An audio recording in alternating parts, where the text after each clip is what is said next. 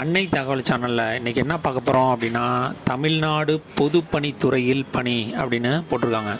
Public work department Tamil Nadu, duration 1 year அப்படின்னு சொல்லியிருக்காங்க. மொத்தம் 760 engineering graduate apprentice, technician, diploma apprentice posting அப்படின்னு சொல்லியிருக்காங்க. பிளேஸ் ஆஃப் போஸ்டிங் எங்கே அப்படின்னா தமிழ்நாடு அப்படின்னு சொல்லியிருக்காங்க. Latest Tamil Nadu PWD vacancy details ABC அப்படின்னு 3 கேட்டகரியாக பிரிச்சிருக்காங்க. ஃபஸ்ட்டு ஏல கிராஜுவேட் அப்ரெண்டிஸ் இன்ஜினியரிங் அண்டு டெக்னாலஜியில் 500 போஸ்டிங்க்கு கால்ஃபர் பண்ணியிருக்காங்க. அந்த 500 போஸ்டிங்கை ஃபஸ்ட்டு சிவில் இன்ஜினியரிங்க்கு 460 போஸ்டிங் அப்படின்னு சொல்லியிருக்காங்க. செகண்டு எலக்ட்ரிக்கல் அண்டு எலக்ட்ரானிக்ஸ் இன்ஜினியரிங்க்கு 28 போஸ்டிங் அப்படின்னு சொல்லியிருக்காங்க. தேர்டு ஆர்கிடெக்சருக்கு 12 போஸ்டிங் அப்படின்னு சொல்லியிருக்காங்க.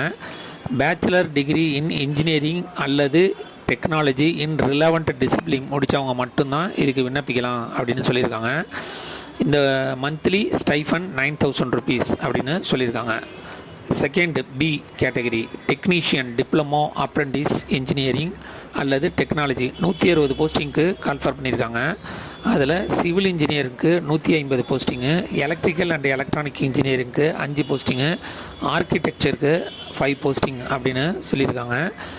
இதுக்கு டிப்ளமோ இன் இன்ஜினியரிங் அல்லது டெக்னாலஜி இன் ரிலவெண்ட் டிசிப்ளின் முடித்தவங்க இதுக்கு விண்ணப்பிக்கலாம் அப்படின்னு சொல்லியிருக்காங்க.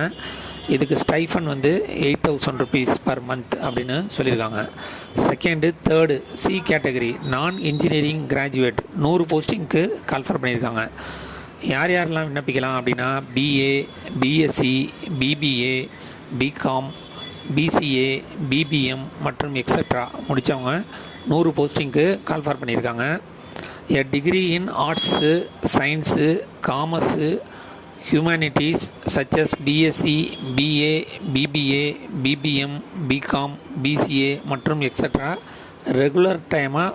ரெகுலரில் ஃபுல் டைம் படித்தவங்க மட்டும்தான் இதுக்கு விண்ணப்பிக்க முடியும் அப்படின்னு சொல்லியிருக்காங்க. இதுக்கு ஸ்டைஃபன் 9000 rupees அப்படின்னு சொல்லியிருக்காங்க.